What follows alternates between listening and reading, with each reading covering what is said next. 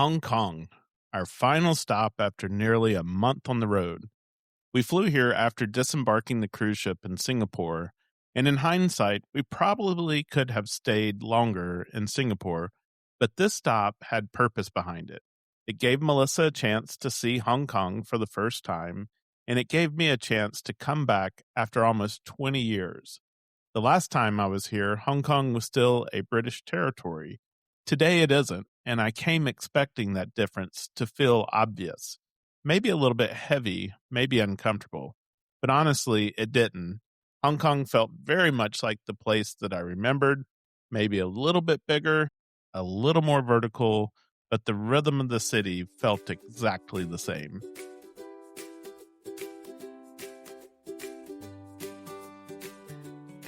We're Scott and Melissa, the Sunshine Travelers.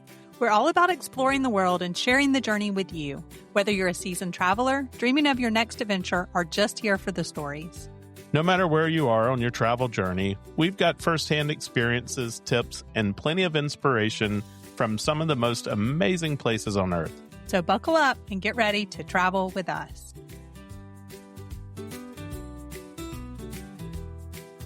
I think what surprised me the most is that things didn't really feel different. I expected them to. I sort of braced for it, but once we landed and started moving through the city, it just felt familiar. You said something interesting when we were there, that Hong Kong reminded you of London. What did you mean by that? So I think it was just once we got situated, we went to the MTR, which is their subway system.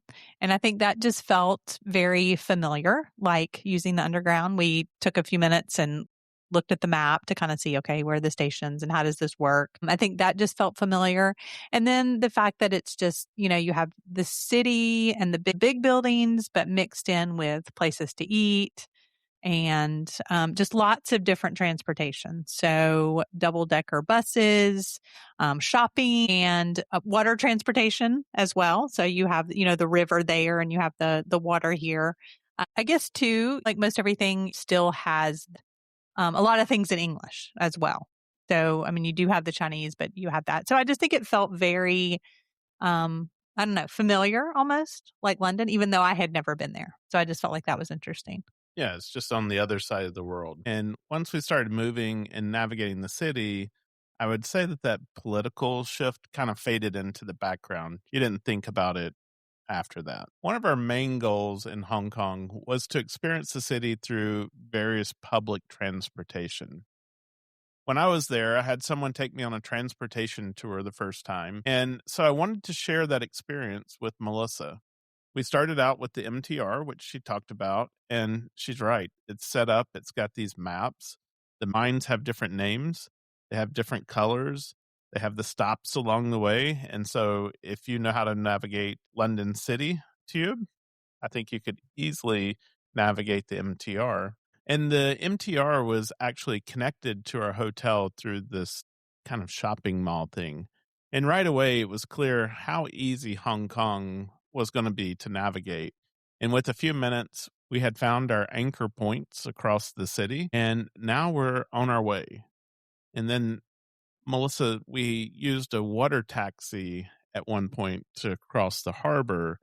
Yeah, so this is actually called the Star Ferry. And we had, you had done it before, but I had a couple of people tell me, make sure that you do this. And so that was one of the things we wanted to kind of start doing that night, is do the subway and try to do as many of these things as we could. So that ride was absolutely incredible and so easy as well. So you basically just walk in and it shows you when the next one leaves. And for us, it was just going to be in a few minutes.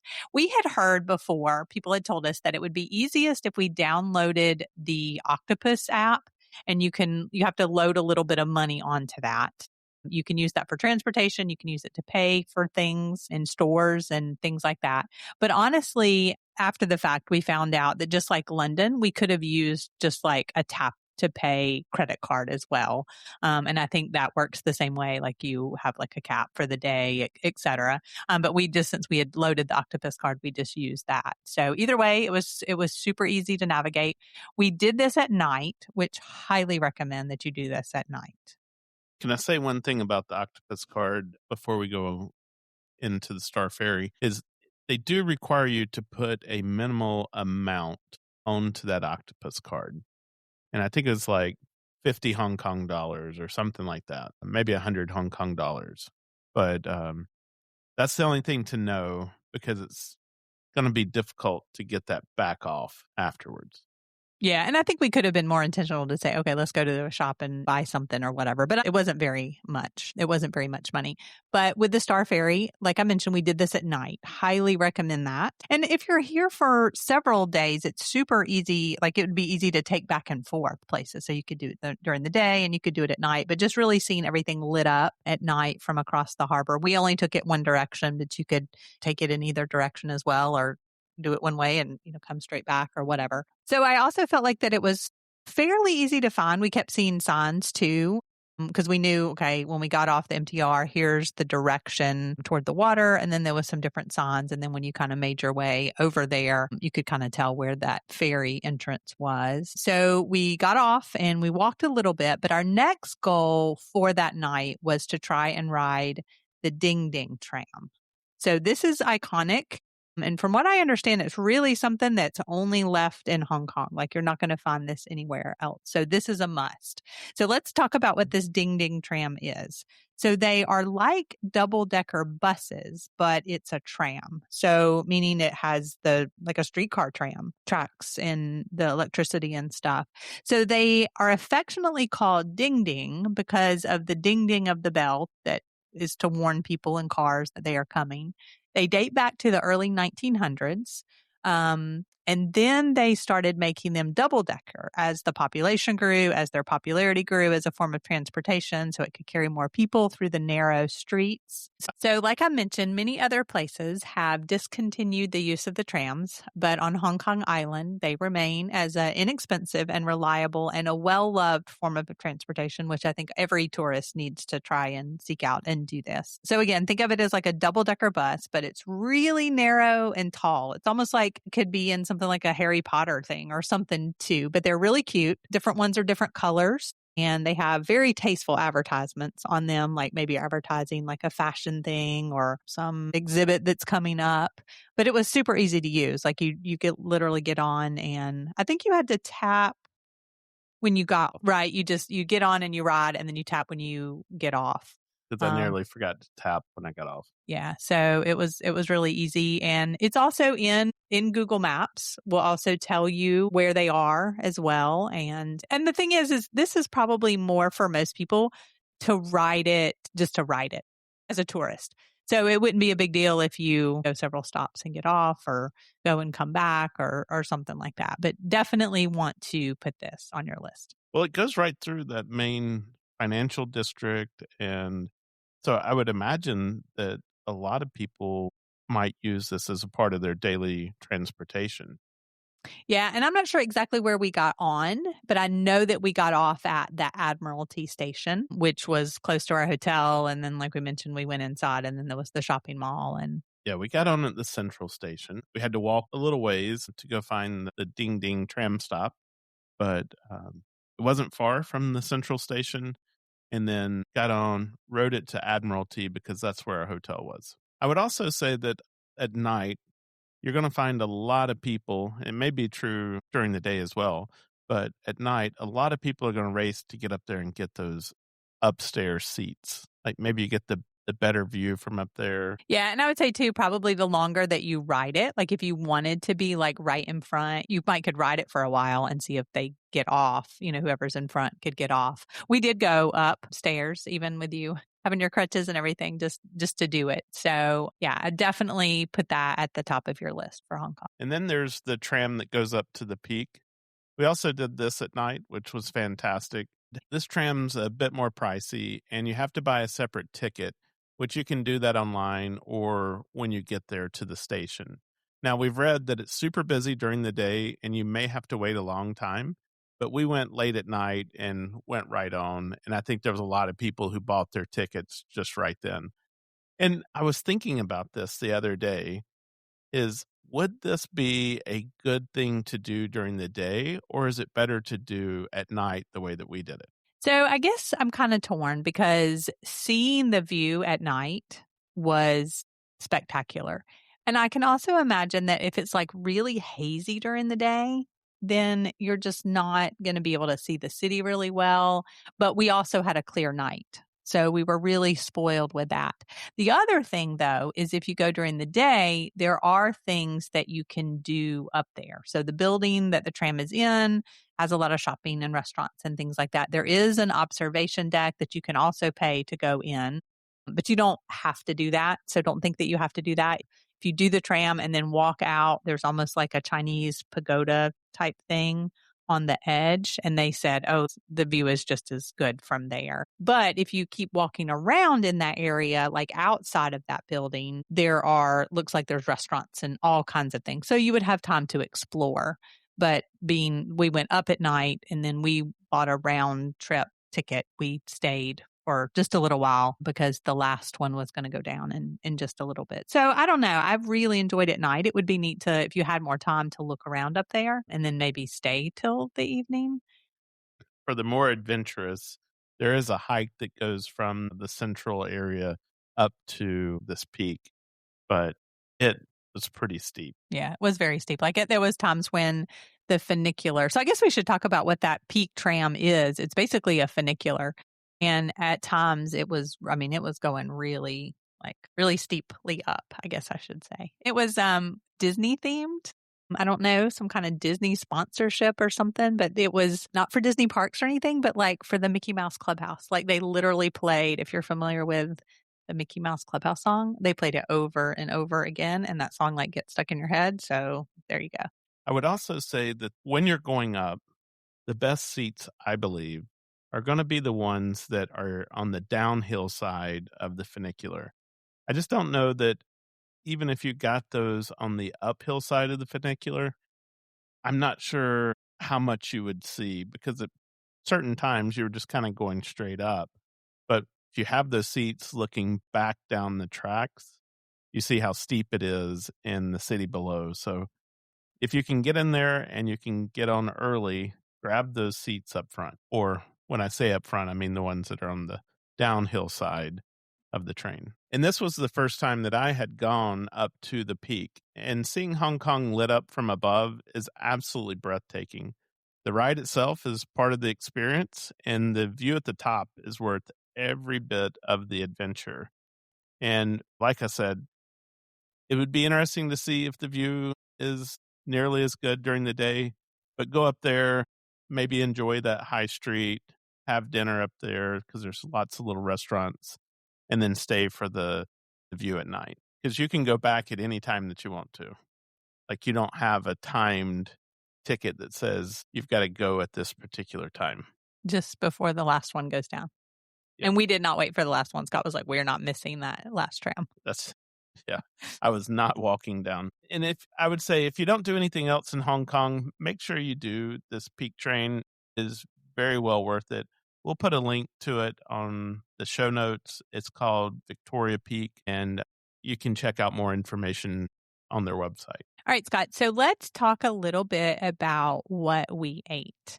So I would say our downfall of not having very many days is we didn't get to try a lot of different food. But what we did was very memorable. So on our first night, we went to a Michelin-star Cantonese restaurant called Sang Ki. And it's actually been a Michelin-starred restaurant for like years and years in a row. And what stood out to us was not the star, but how familiar it felt, even though we had never been there. So we walked in, and there are families celebrating birthdays, multiple generations together at the tables, people just enjoying time together. And the funny thing is, it literally could have been anywhere in the world. And we were quickly reminded that if you're traveling in Asia, you should assume that shrimp is in everything because it's like in the paste that they use. And we began to learn that very quickly in Lombok and then in Penang and then here as well. And I think in this case, you ordered egg fried rice, but it came with shrimp. Like shrimp was nowhere in the description, shrimp was nowhere in the title, but the egg fried rice came with shrimp. And didn't we even say to him, she's Yes. allergic to shrimp? So I don't think it translated. yeah. Yeah. Yeah, I don't think it because understood, like, what would you do? Like, allergic to shrimp is not a thing. yeah, he told us, "Oh, you needed to tell me that ahead of time." It's like, "Yeah, I know, we did."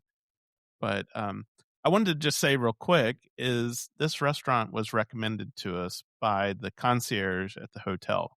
We say that one of the things you should always do is ask a local, "Where should you eat?" And, he said, "Hey, this is your first night. You guys look a little bit tired." I think we did look maybe a little bit tired. And, he said, "Let's get you somewhere that is good." He said, "It's a Michelin-star Cantonese restaurant." He said, "You'll really enjoy this, and it's not too far away." And so he went and made the call. I I mean, the place was full. It was packed. The place was packed out. So I think he actually did pull a string to get us in there. But I would also say that this was probably one of the most expensive meals that we had had in several weeks. Which is funny because I don't know that I would have expected that. I would have thought things would have been more expensive in Singapore, but I mean, it was well worth it. And we weren't going to do this like multiple times. But definitely recommend that if, you have a concierge, even if they don't make the recommendation, say, please call and see if there's a table or if you can get us a table. Because literally when we walked in, he said, oh, like they knew, right? Yeah. That Are you're you from the from the Conrad. Conrad? Yeah. Yeah. And we're going to talk about in a little bit why we looked kind of tired and frazzled too. So, Scott, what was your favorite dish once we got to Sankey? Oh, 100% the crispy pork belly. It was just so crunchy and flavorful, and I love that. Matter of fact, I think we ended up ordering it like 2 rounds of it. Yeah, that same. So what was interesting is that obviously there was a lot of shrimp, but then there was also a lot of things that you had to order ahead of time. Well, we didn't plan ahead to order ahead. So another way that you can tell that this is a very popular place for locals that have their favorite dishes. So some of the things that we like to get, like I typically like to get like a crispy duck. Well, that was one of the things, order ahead. Then there was also a lot of things that were unfamiliar to us or were parts of the animals and that we probably wouldn't have eaten typically. Maybe if we had had a food guide or a food tour. And I think that's one of those things that we've kind of learned. But I mean, you can't do that at every meal. So we definitely enjoyed ourselves despite, and we're not going to complain about things like, oh, well, we did say that about the shrimp. I mean, it wasn't a big deal and we weren't going to make a big deal of it because it just wasn't a big deal, but we found Yeah, things that we enjoyed. and I think at this price point, we weren't going to just start selecting a lot of different dishes just for the sake of trying them. Because you had, you were talking about there was parts of the animal that we don't normally eat, and it's like, oh, that could be good. I don't know, but at the cost, we weren't going to take the risk of trying those, and so we did try to stay to something a little bit more familiar. But then I remember they brought out the jasmine tea and we drank 2 pots of that, I think. Yeah. Yeah. So let's just say, for sake of understanding like the cost. So I think it ended up being about 120 US dollars. But it was the crispy pork belly.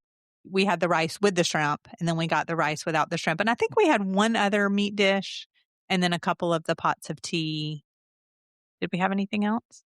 I think No, that that was was it. about it. So it ended up being about 120 US dollars, which for that, I mean, it is a Michelin star restaurant, did feel a little bit expensive, right? Like you wouldn't say, oh, okay, I want to do this every single meal. But it wasn't like we're not talking about hundreds and hundreds of dollars either. Yeah, but we had just been in Kuala Lumpur and Penang in Indonesia where the price of food was extremely cheap. So this did feel very expensive at the time. Well, Melissa, one of the things that we did on this trip is that we went to Hong Kong Disneyland. And while it wasn't part of our original agenda, it came up while we were booking the travel for the trip back. And you had originally thought that we would just fly home directly from Hong Kong. Like it was almost a stopover city, maybe one night stopover.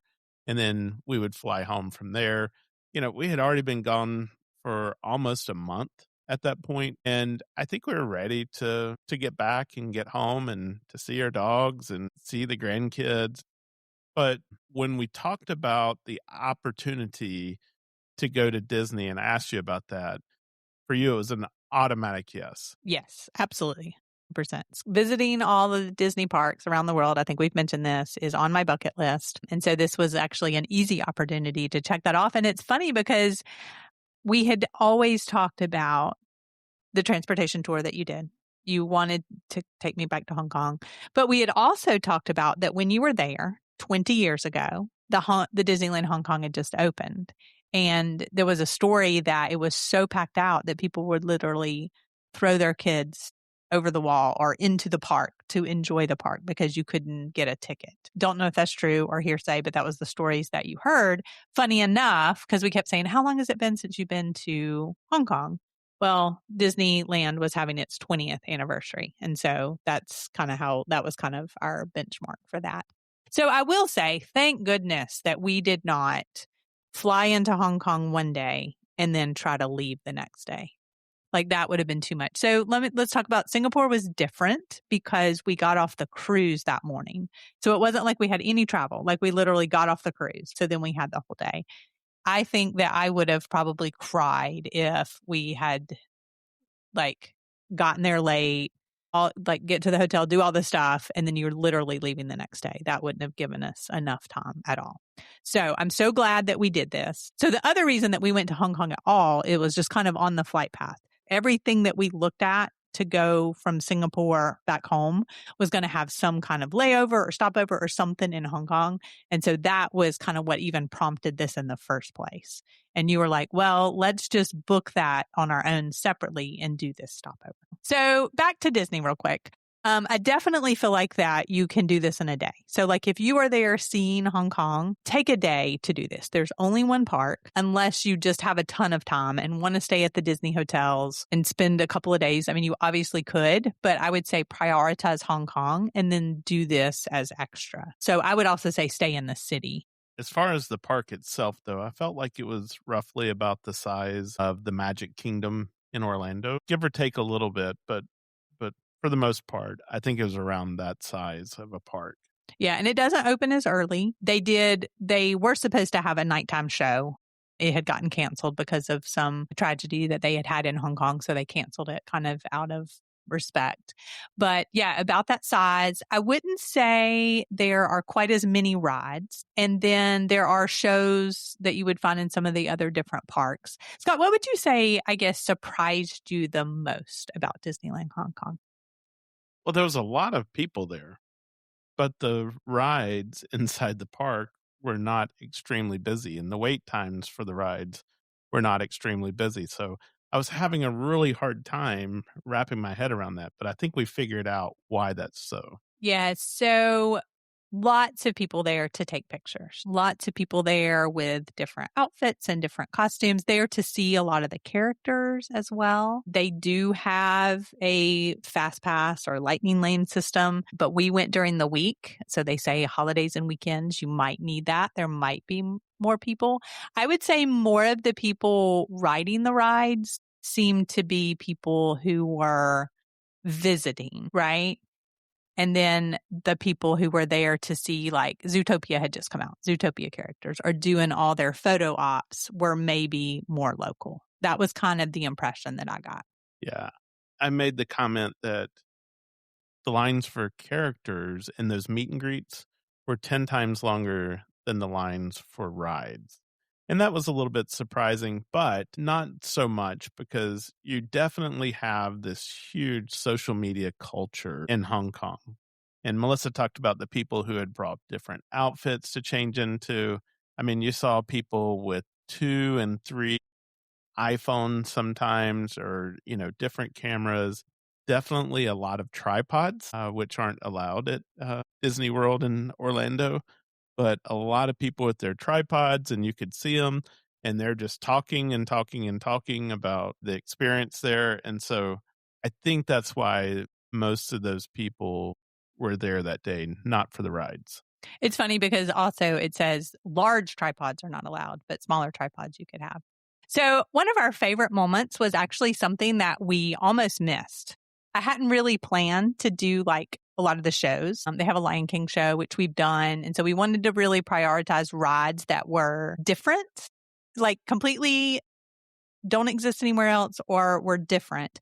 But one of our favorite moments was the character show, Mickey and the Magical Book. We were like kind of walking by it and the guy said, "Oh, don't you want to come in?" Funny because he was like the person for like the accessible entrance. And maybe he was like, "Okay, I don't have as many accessible people." We had talked about Scott. We actually rented Scott a wheelchair during our Disneyland day just to give him, crutches weren't going to be an option, give him a break from the knee scooter. So that was actually a great option. So he was like, "Hey, come, we got a place." And it was a really great show. Hopefully they'll bring it to some other parks. But what was great about it, even though I would say our whole other experience in the parks was everything was in English, except for there were signage in Chinese. Jungle Cruise had an English line and a Chinese line, since that is a speaking type of thing. But this show, Goofy, Mickey, and Olaf, the main dialogue of the show was in Chinese. And so then the translations were displayed, but then all the songs were in English. They didn't try to translate any of those. They were just the normal that you would hear in the movies. Yeah, they had a big monitor over to the side of the stage. And so that's where they did the translation. So we really enjoyed that. It's a spectacular show, Broadway style with just lots of special effects types thing. The food also. So we had heard good things about the food. I don't think it's as well known or they have as many options for fun snacks as Tokyo Disney does, but the food was definitely very localized. And it was also interesting because not only did the different restaurants have pictures, but they also had the fake, it was fake food, but to show what it was. So I would definitely say, even although we didn't do a reservation dining restaurant, we did do what Disney calls the quick serve, which is basically just order and sit down. I definitely say was elevated and among the ones we say are our favorites at the parks in Orlando as well. Well, if you want more information on Hong Kong Disneyland, go back to episode 149, which is our Disneyland Hong Kong, Everything You Need to Know Before You Go episode. We recorded that when we got back to the hotel from the park that night. So everything was fresh on our minds. And so I would encourage you to go and just check that out if you want more information about that Hong Kong Disneyland. That's Scott's way of saying Melissa could talk about Disney all night. And so we're moving on. And we're moving on. Well, let's talk a little bit about where we stayed. So in Singapore, we stayed at a Conrad, which is a Hilton hotel. And then we found one in Hong Kong as well. And in a city where location really matters, this was a great hotel with a great location, very convenient to trains and trams and the ferries and easy to walk. And then staying somewhere central really helps you with getting around inside of a city. Yes, this really was an ideal home base. So it was easy to get from the airport. And then we just did the day trip to Disney and back so that we could do some other things like the Peak Tram. So definitely checked all those boxes. Not only is it ideal home base, I think I was ready to move into this hotel. Because Scott has the diamond status with Hilton that he gets through his Hilton Amex, we actually got an upgrade to a suite on one of the upper levels of the hotel.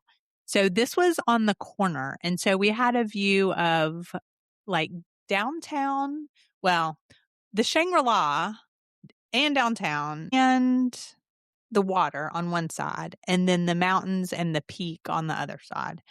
I mean, it was absolutely beautiful and fantastic. And remember, we said in the Singapore episode, we had just gotten off of the ship a few days earlier. We had spent 21 days inside of an inside cabin, which was very small. So this felt like we were in a mansion. I mean, we had so much space. We we actually hung out in the living room area of this suite because it just was it's here. And this is nice because we have all this room and let's just hang out here. And so here's the other thing about this is that we didn't pay for this stay at all. But let me explain why. So we talked about in the Singapore episode for that particular one that it just didn't make sense to use points, the cash price. So we checked it here. We ended up booking one night with points that we had. And then one night with that Hilton Amex credit card, you get one free night per year according to their weather stipulations. So we booked those. I think you end up having to call and say, hey, can we combine these two things? And they did. And so to have that and have that suite, and then we didn't pay anything out of pocket, was absolutely incredible. So also that room had access to the lounge for breakfast and happy hour. So we used it for breakfast for 2 days, which I felt like was over the top. Like they had the like a small buffet and then anything you wanted cooked to order. I mean, it was just absolutely fantastic. Like I said, I was honestly ready to move in. So, I mean, I guess depending on the time or what's going on, it could be expensive, but I feel like that it's just a really good option. And we opted to use the executive lounge for our breakfast, but we could have actually gone down into the restaurant, and they had a much larger and more international buffet set up down there in the lobby. Yeah, the lady at the desk said though, she said, "Go to the lounge." So for this particular one, she knew that was a really good option. It was And it had a intimate. fantastic view. That's the thing. It had a fantastic view over the water. So hopefully we've sold that to you. So definitely look at that as an option because again, it is great location, easy for transportation. I think a great value, even if you were paying for it, unless they just had some kind of crazy something going on. Yeah, very short walk to that Admiralty station that we talked about for the MTR. And so public transportation, quick and easy access from there. Would you stay here again if we went back to Hong Kong, Melissa? Can you not tell? Yes, of course, I would. And sometimes it's nice to try different places, but then sometimes it would be nice to go back to somewhere that seems familiar too, because it's like would just provide an exceptional stay. Well, let's talk a little bit about how much time you really need for visiting Hong Kong. We said that we needed probably 2 to 3 days, or more in Singapore, but definitely 2 to 3 days. What about Hong Kong? So I think if you're just visiting Hong Kong, 2 days is probably sufficient, maybe three, depending on what you wanted to do. So I mean, it really depends on how many different meals you want to have the ability to do, and then if you wanted to do shopping and that kind of thing. If Disneyland is part of your plan, extend that definitely by 1 day. So 2 to 3 for the city, and then extend that by 1 day.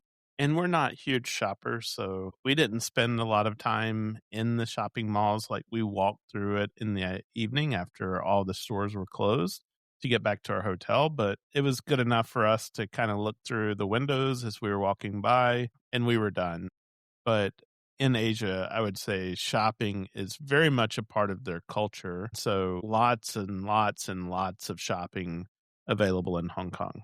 It saved you a lot of money by those shops being closed. True. Yeah, I would say that if you had 2 days, that's probably sufficient. But like you said, if you're going to add Disneyland, then add one more day for Disneyland and extend it out to 3. Yeah, and I wish we would have probably had one more day to walk around, look around. There was one more transportation thing that we could not fit in. You have always talked about I think it's the longest outdoor, is it moving sidewalk or it's an escalator? Yeah, I think they call it an escalator, but it's really Okay. more like a moving sidewalk in Soho. And you did that last time. No, I've actually never done Oh, this one. okay. So, Okay. I thought you had done that last time. So yeah. there was actually, and I didn't realize you didn't do the peak tram either. Yeah. So we would do that. And then I think just to have a couple of more meals and then just maybe ride some more of the transportation again. Yeah, More. I think last time we did more of the transportation. We did a taxi. We did like a rickshaw type taxi thing, and we didn't do those this time. I But didn't I even didn't see do any of those. well, there's a whole part of Hong Kong that I don't think we made it into. Okay. And it's probably in that Soho area where all the shopping is, because I remember that was where they would come and grab you on the street and ask you if you were interested in a Rolex or Louis Vuitton purses. And literally, you followed them down this long alley and you're thinking, oh my God, they're going to murder me. And then they put you on this elevator that's made for 2 people max, really just one person at a time. They send you up to what looks like almost a residential area. And when you go in, they have a shop selling. At that time, it was all knockoffs, but super high quality knockoffs of the big names like Rolex and Louis Vuitton and all of those things. And what they said is that they would have a storefront for this, but the storefronts are very expensive down there in that area. And so you have to walk a ways off of the storefront and then back down those alleys. The real estate becomes a lot cheaper. And that's interesting because you were there with people that were locals as well. And you also mentioned that we mentioned the Sankey restaurant. It was upstairs in almost an office like looking building. I think for that very reason as well. So yeah, I think one more day to kind of do some of those things as well. So Scott, one other thing before we close is I want to talk about a couple of little hiccups because I don't want you guys to think that everything that we do, we talk about all these great things and these great meals and, besides the shrimp being in this and that everything goes according to plan. And so these are two small things, not a big deal, but they just happened like right as we arrived. And so probably, yes, by the time we got to the hotel and the concierge and we're hungry and he's like, okay, like y'all look frazzled, but here's why. So in last week's episode, we told you about how when we got off the ship in Singapore, we could not find Scott's camera case, his Pelican case. No crisis avertis, we found it. So when we were flying to Hong Kong from Singapore on Cathay Pacific, I checked the luggage requirements. They were very similar to what we had faced in Australia. The hand luggage was limited to 7.5 kilograms per person. So, of course, you can't bring that camera case on. So we were just like, okay, we're going to follow all these rules and everything. So we checked that. Well, we get to Hong Kong, we go to the baggage claim, we get all our bags. And once again, no camera. Everything's done. It's like, oh my gosh. Thankfully, his AirTag was still in there. It is in that room somewhere. Scott could tell, but it's like, okay, where is this? Hopefully somebody's not walking out of the airport with this. So I very quickly, because at this point Scott has the knee scooter, the crutches, I go over to the lost baggage thing or whatever, hand her my ticket. I was like, I've got to find this. I know it's in this room. And she just like looks at it and she's like, it's an oversized baggage. Maybe there was some kind of code on there. Maybe they had written something that I didn't understand. So I was like, okay. So went very quickly. I saw some golf bags but then the guy pointed to it. So, okay. Sigh of relief. And we wouldn't think to go to oversized luggage because this thing's actually the size of an international carry-on bag. And not more than 50 pounds. So not out of the weight limit either. Maybe. Yeah, but they weighed it. I think thought, because they put fragile stickers on it, that was the problem. Okay. So number one, we got that done. So we had been told and had planned, we're just going to get a taxi to the hotel to make it the fastest and easiest way, but not realizing, I guess, that the taxis would be cash only. So I started seeing signs.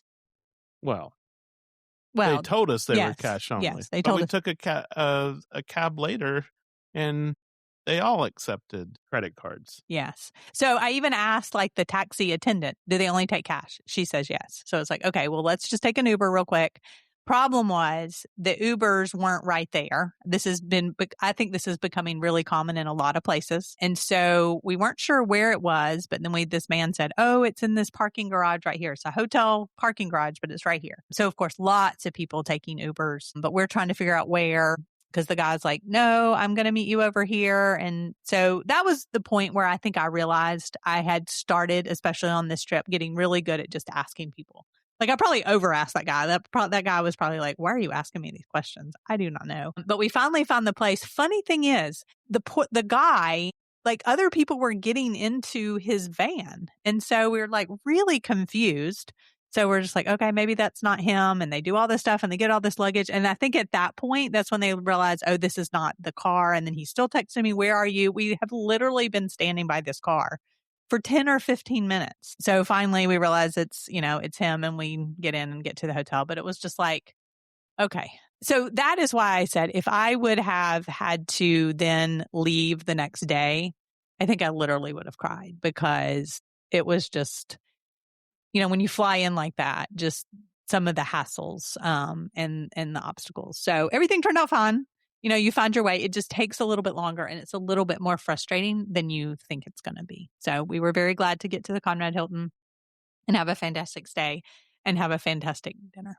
And I just want to add, when we got on the plane in Hong Kong going home and we had to stop in Seoul, South Korea, I have been in that airport probably 3, 4 times, never been to Seoul. So we don't count that on my list of places that we've been to.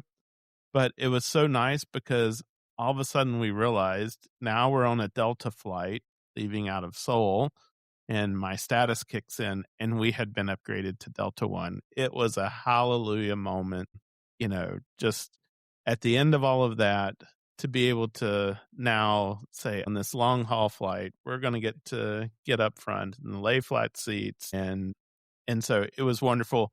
And then on top of that, they told us, hey, in Atlanta, you don't have to go and collect your baggage and recheck it anymore.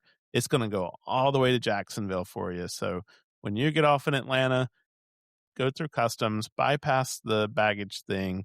You will have to go back through security, but you don't have to worry about that bag. And with the knee scooter and the crutches and everything else, that was just an absolute hallelujah moment.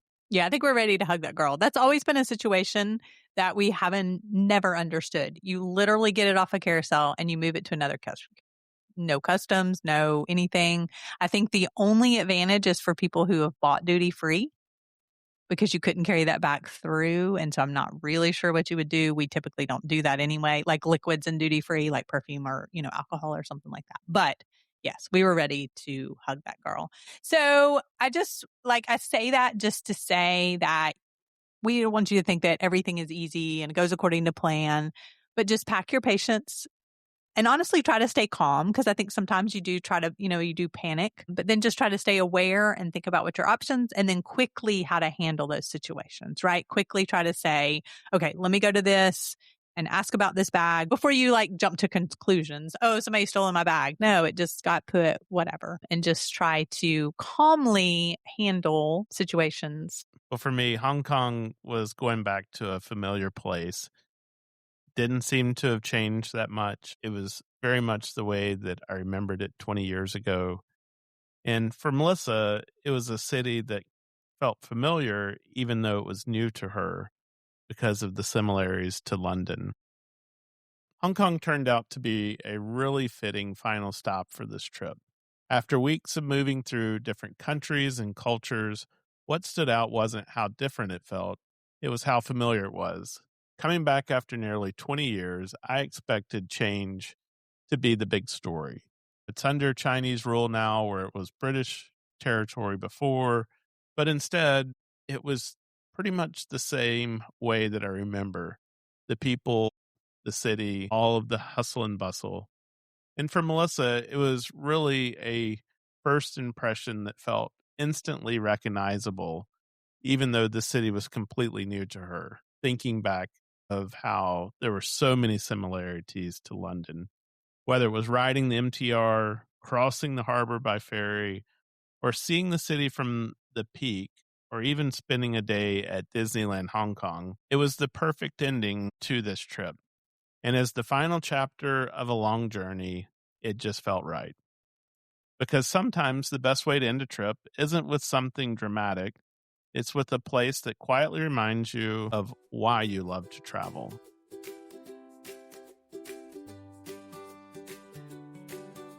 Well, that's it for today's episode. Wherever you're listening from, we hope we've added a little spark to your travel dreams today. If you've been enjoying the show, a 5-star review on your favorite podcast platform goes a long way. It helps new listeners join our Sunshine Travelers family. Be sure to follow or subscribe so you never miss an episode. And join us on Instagram or Facebook at Sunshine Travelers Podcast. Remember, that's Travelers with 1 L. And if the stories, tips, and adventures we share bring a little sunshine to your week, you can even buy us a cup of coffee now. You'll find the link in the show notes. And of course, share this episode with a friend. Adventure is always better together.